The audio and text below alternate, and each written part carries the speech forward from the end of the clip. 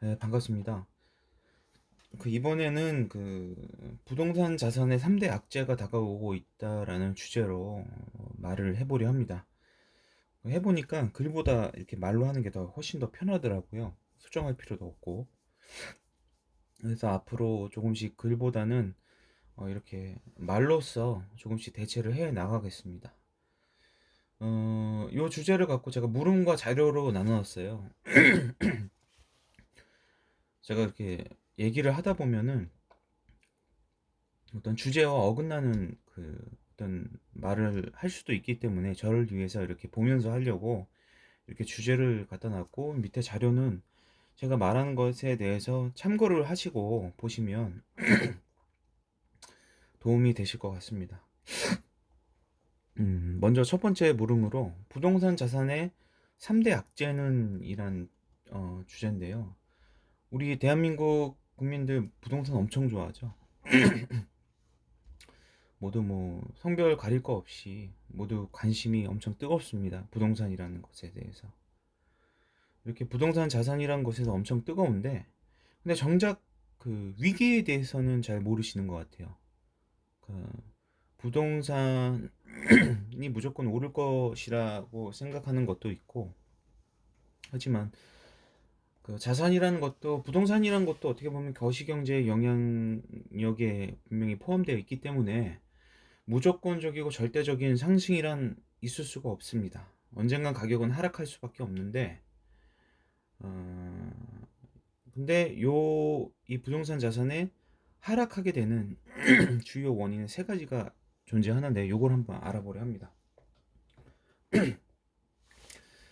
부동산 3대 악재는 금리, 그리고 수요와 공급, 그리고 규제로 나눌 수가 있습니다.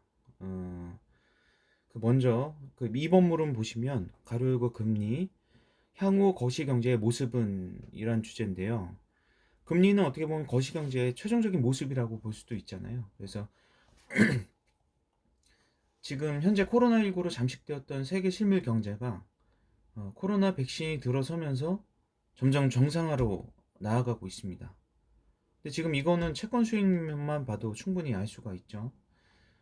지금 자료 1을 보시면 현재 장단기 금리 차가 계속해서 상승하고 있습니다. 뭔 말이냐면, 이전에 제가 블로그 글에서도 여러 번 언급했지만, 장기 채권 금리는 일반적인 대출 금리로 보면 되고, 단기 채권 금리는 기준금리라 보면 되는데, 그런데 지금 기준금리가 그러니까 단기 채권 금리는 동결된 상태에서, 반대로 대출 금리, 그러니까 장기 채권 금리, 그죠? 금리는 높아지고 있는 상황이란 겁니다. 이것은 뭘 의미하냐면, 불황이었던 경기가 점차 회복되어 있다는 것을 말한다는 거예요. 여기 하단에 보면 자료 2번과 3번을 보시면, 자료 2는 이제 미국 자영업과 기업에게 해준 신규 대출 추이고, 3번은 미국 개인 신규 대출 추이인데, 요거를 보시면 자료 2, 3번 둘 다 2020년 이후로 점차 신규 대출 추이가 줄어들고 있습니다. 이것은 뭘 의미하냐면, 미국에 있는 은행들이 현재 신규 대출을 해주기보다는 예전에 풀었던 돈을 회수하고 있다는 거예요. 그러니까 이것은 최종적으로 미국 경기가 점차 정상으로 가고 있다.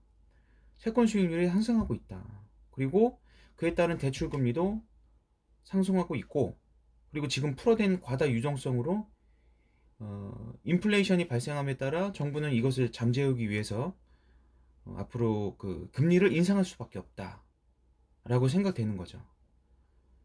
그래도 아무래도, 그리고 이렇게 되면은, 이게 계속 이어지게 되면은 당연한 얘기지만 한계 가구가 증가하게 되겠죠. 뭐 예전으로 치면 신용불량자가 속출하게 될 겁니다.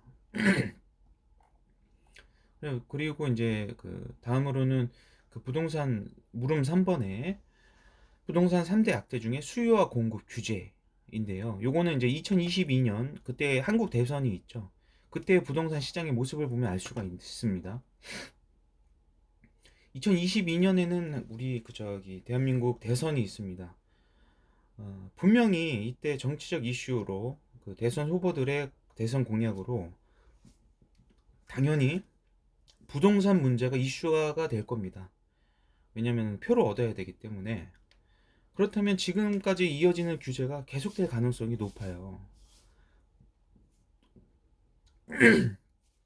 그리고 그 지금 뭐 3기 신도시든 뭐 여러 주택 공급량이 그때는 입주 시기로 입주 시기가 될 수도 있기 때문에 그 그렇다면 주택을 요구하는 수요보다 공급이 많아질 수 있기 때문에 이것 또한 주택 가격을 하락시키는 악재로서 당연히 작용하게 되는 겁니다.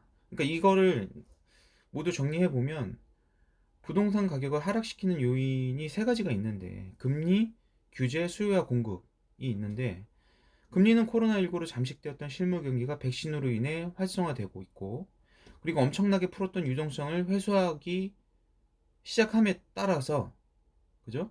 금리도 인상될 가능성이 높고 그리고 규제는 앞으로 있을 대선에서 당연 부동산 이슈가 대두될 것이 뻔하기 때문에 어, 규제는 계속될 가능성이 있다. 그리고 어, 마지막으로 수요와 공급은 현재 3기 신도시 등에 공급되는 물량들이 앞으로 향후 시기가 지나면 입주로 다가오겠죠. 그렇다면 수요보다 공급이 많아질 것이기 때문에 이 모든 것이 부동산 가격을 하락시키는 요인으로 작용될 것이다. 그렇다면 이 부동산이 하락된다면 어느 정도까지 하락될 것이냐? 라고 저 질문에 답을 해본다면 마지막에 보면은 주택가격 PIR을 제가 갖다 놨습니다. 여기 부동산 지인 들어가서 직접적으로 좀 보시길 바라겠습니다. 들어가서 직접적으로 보면 더 좋을 것 같아요. 그러니까 요거는 제가 뭐 전에도 말씀드렸지만 연봉을 한 푼도 안 쓰고 뭐 주택이 구입하는데 얼마나 걸리냐 뭐 이런 걸 말하는 건데 여기 보시면 시장 강도라는 게 있습니다. 시장 강도. 요거는 어떻게 보면 PIR의 평균값을 나타내기도 하는 거예요. 어, 저는 이 아래로 내려간다고 생각하고 있어요. 이 아래로. 지금 현재는 이 시장 강도 100보다 평균 PIR 값보다 훨씬 더 높은 지금 모습을 보이고 있죠. 매매 가격이. 근데 지금 앞으로 제가 전에 말했던 부동산 3재 악재가 이제 다가온다면 이 시장 강도 100 이하로 분명히 주택 가격이 내려갈 것이다 라고 보고 있는 겁니다. 감사합니다.